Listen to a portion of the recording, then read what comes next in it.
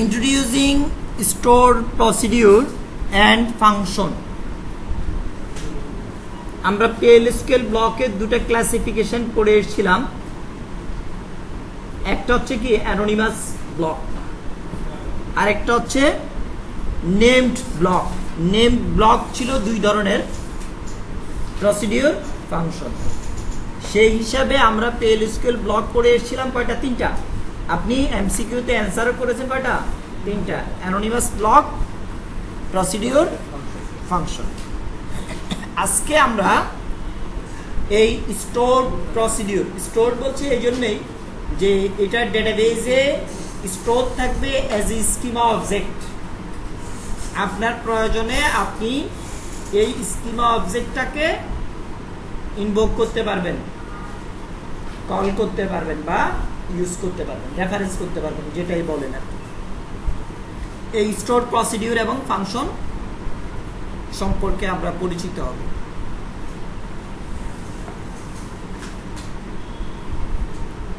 Lesson agenda: introducing procedure and functions.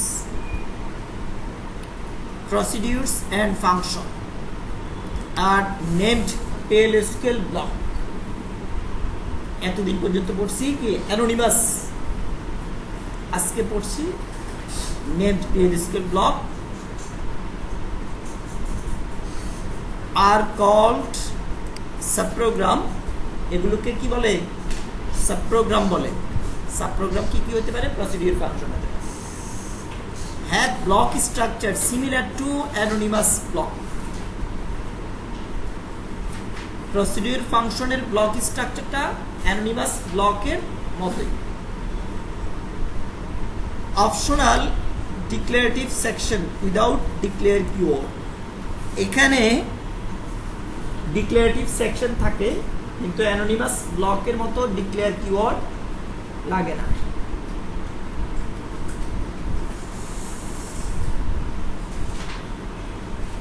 তো এখানে কিন্তু আরেকটা জিনিস থাকে, হেডার থাকে। হেডারে আপনি ডিক্লেয়ার করে দিবেন create or replace procedure, create or replace function. হেডারে এই সিনট্যাক্সটা থাকবে।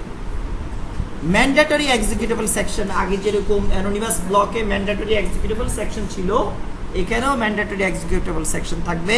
Optional section to handle exception, exception handling এর জন্য এখানে অপশনাল সেকশন থাকবে।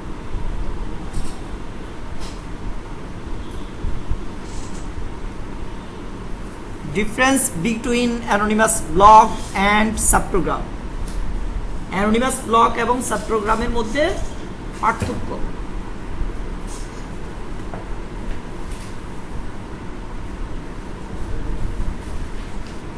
Anonymous block unnamed PL/SQL block,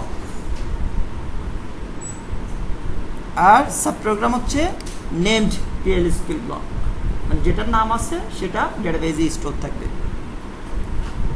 anonymous block compile every time.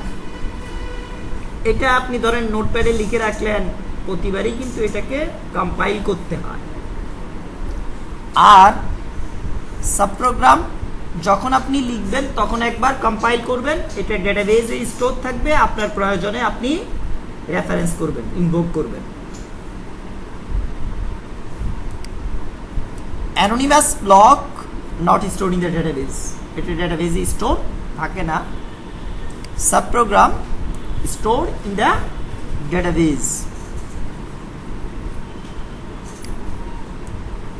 Anonymous block cannot be invoked by other application. এটা store থাকে না, তাহলে ইনভোক করার তো কোনো প্রশ্নই আসে না, এই জন্য এটা ইনভোক করা যায় না অন্য অ্যাপ্লিকেশন। সাবপ্রোগ্রাম এটা named and therefore can be invoked by other application. আপনি সাবপ্রোগ্রামকে, প্রসিডিউর, ফাংশনকে অন্য আরেকটা অ্যাপ্লিকেশনে ইনভোক করতে পারবেন। যেমন ধরেন আপনি আপনার SQL যখন পড়েছিলেন, SQL এ কিছু ফাংশন ইউজ করেছেন না, তার মানে ফাংশনগুলো লেখা আছে আগে থেকেই, সেগুলো আপনি কি করেছেন? ইনভোক করেছেন, রেফারেন্স করেছেন, ইউজ করেছেন। এটা আরেকটা অ্যাপ্লিকেশন না?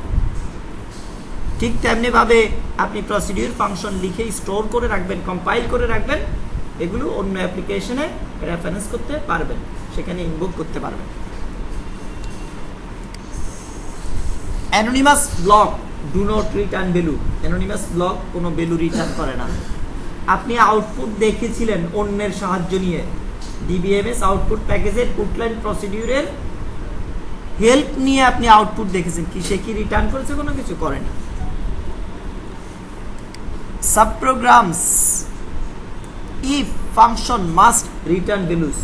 সাবপ্রোগ্রাম হচ্ছে কি প্রসিডিউর ফাংশন, আর ওই সাবপ্রোগ্রামটা যদি ফাংশন হয় তাহলে সেটা অবশ্যই ভ্যালু রিটার্ন করবে, তার মানে ফাংশন ভ্যালু রিটার্ন করে।